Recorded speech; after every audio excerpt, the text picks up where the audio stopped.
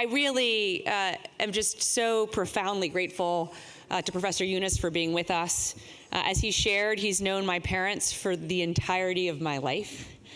And he is certainly someone that has not only inspired me, but clearly a whole generation, and certainly exemplifies that one person very much indeed can change the world. Someone else who certainly exemplifies that is Prime Minister Mia Mottley of Barbados. And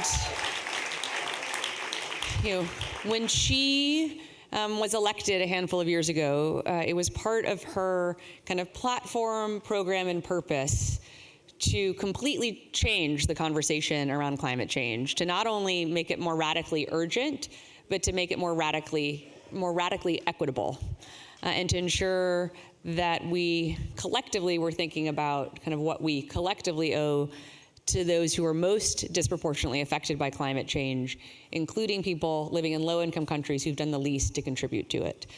So someone that I am so deeply inspired by, who has been an extraordinary partner to many of us here in the CGI community, someone I'm so thankful will now take the podium. Please welcome with great enthusiasm, Prime Minister Mottley. Thank you.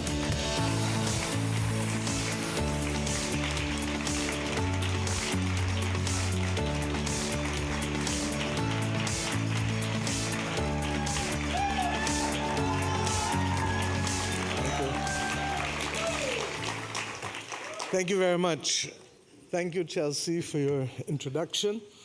I told President Clinton that I didn't want to come after him because he's still the best. But innovating in a time of crisis. Why are we here?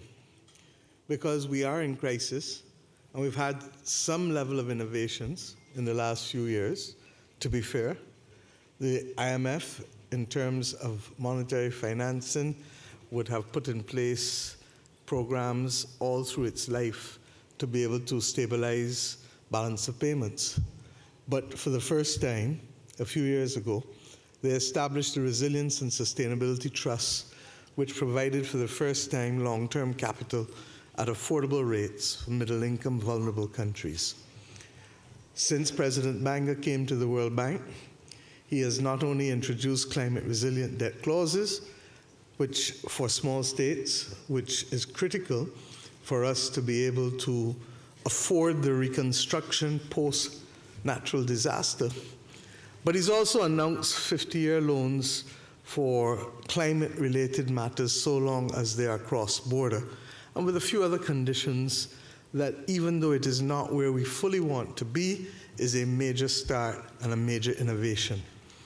I refer to those two, along with the innovations that have been taking place with debt for nature and debt for climate swaps, which my own country has been involved in.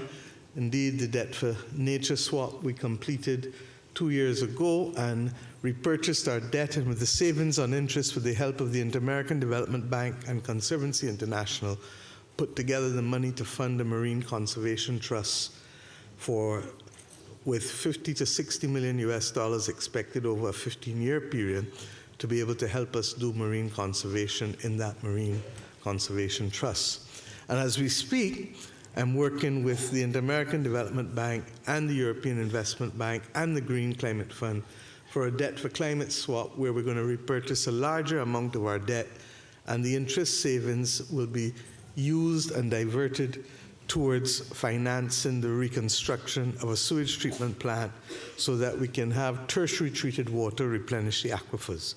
Why? My country is one of the 15 most water scarce countries in the world.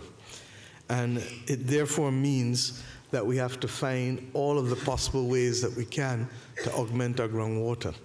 At the same time, Hurricane Beryl hit us at the beginning of July, not with the ferocious human tragedy that it gave to Carriacou and Union Island and Mairo, but in our case, it decimated our fishing industry. 90% of our fishing industry was destroyed, and most of our coastal infrastructure was damaged in some manner or form. I speak to these things because it is important to understand context, and it is important for you to understand that when we talk about innovating finance in a crisis, that this is where the rubber hits the road. We need longer-term capital in the region, across the world, in small island states especially, if we are going to be able to meet our date with destiny, which is to build resilience. I repeat that for every dollar we spend in building resilience, we save $5 to $7 in damage, not to count also the fact that we may lose lives in those natural disasters, and we've not found a way to give back life to anybody. So that the urgency with which we speak about the need for greater speed and greater scope is absolutely critical. And we need as many people to keep their voices up in this matter. The private sector financing has to be scaled up, but we all know the problem that with respect to investment in the global south, there are multiple reasons why people can find why they may not want to invest. And one of those may relate to foreign exchange issues, currency hedges. Some may relate to the fact of lack of available data.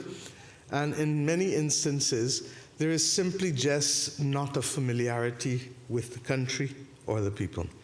We have to overcome these hurdles, because the truth is that there is a potential win-win in terms of financing for everyone.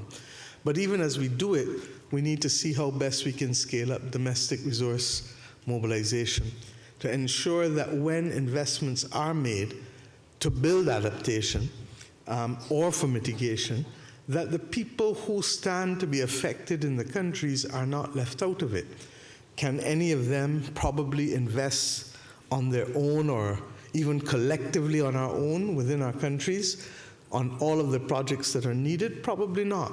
But to exclude our own people's savings from the investments that have to be made will be to make our own people tenants in their own country, having attained independence. And that is simply not on the cards.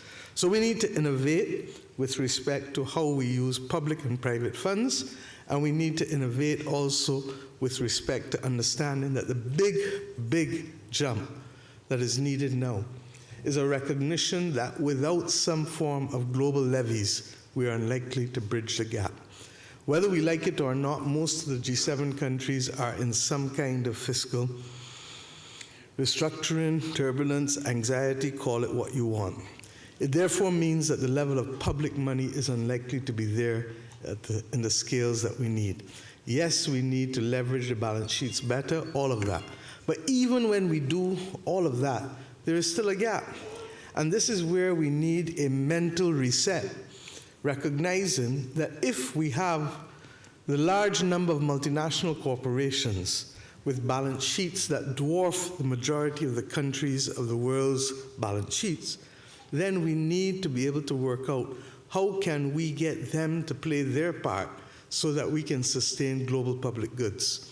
Whether it is speaking to oil and gas companies who have helped to contribute to the problem, or whether it is speaking to renewable energy companies where their rates of return may be excessive beyond what might otherwise be normal, and I'm not suggesting that that is the case in every instance.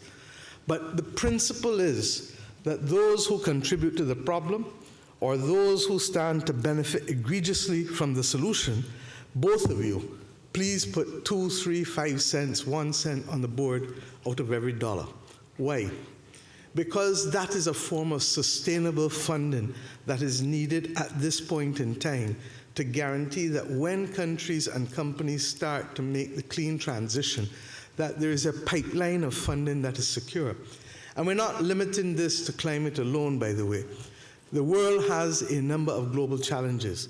And if we are to sustain a strong global commons, if we are to ensure that small countries do not put at risk the well-being of the planet, then we need to make sure that we are in a position to provide and secure those global commons, both against the issues in the climate crisis and in particular food and water insecurity, because when all is said and done, you can't go without food and water for a very long period, so the bureaucracy can't be keeping you spinning if you want to save lives. Secondly, against the next pandemic, and not just the traditional ones, but also what I call the slow-motion silent pandemic. And on Thursday this week, the heads of government of the world and heads of state will meet to be able to come with new declarations on antimicrobial resistance, because it is the third largest killer of people across the earth, simply because our bodies, when infected, cannot and are not receiving the same benefits from antibiotics as they previously did. Thirdly, I don't need to tell you about the consequences of war. There's too much of it across the world. And it's not just traditional war, but it is the conflict that takes place in the urban and national environment, like here in the Americas, where there is not a military theater for war, but where there is in fact the level of homicides that are destabilizing the functioning of societies.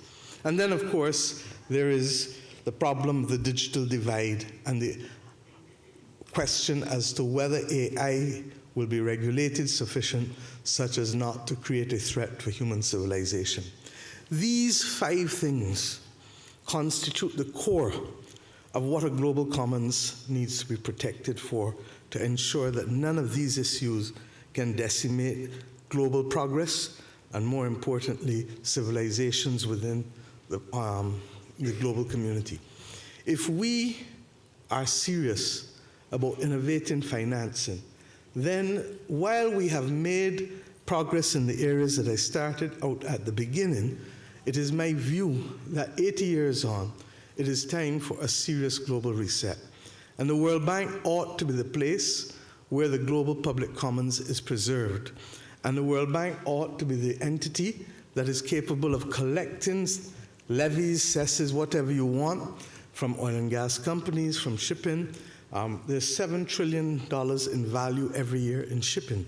If you put a 1% cess on that, not to refinance or to cause the owners to turn their ships into green and more sustainable vessels, but for the benefit of adaptation and climate financing, which it is causing us problems with, if we were to put that 1% cess, it would earn us $70 billion minimum a year, and possibly rising based on the increases as we go forward. That is a sustainable form of financing, instead of us arguing, where is the $100 billion that was promised in Denmark? We need to think outside of the box, and we need to create new mechanisms. What is going to be the fundamental issue?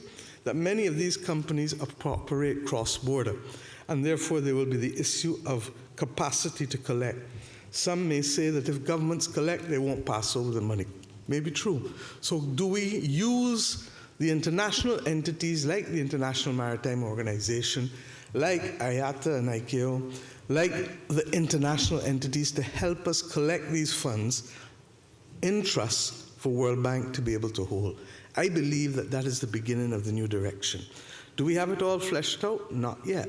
But do we need to force the issue and to start the research in this direction? Absolutely. Because if we don't, we're going to have a declining pie being forced to cater to ever-expanding challenges and crises across the world.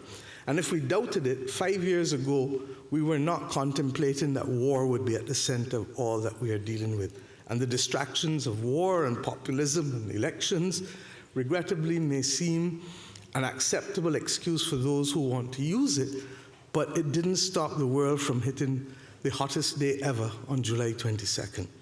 We are in the midst of multiple crises, and the last time I checked, human beings throughout history have had the capacity and the ingenuity to make major changes. Nobody believed that slavery would be abolished until it happened. Nobody believed that women would have the right to vote until it happened. Nobody believed that apartheid would go until it happened. And as Chelsea reminded me, even when we were trying to deal with acid rain and hydrochlorobins, it was dealt with under President Reagan with the Montreal Agreement and others, and look where we are in terms of success on those fronts today. We need to do what Nike taught us. Just do it. Thank you.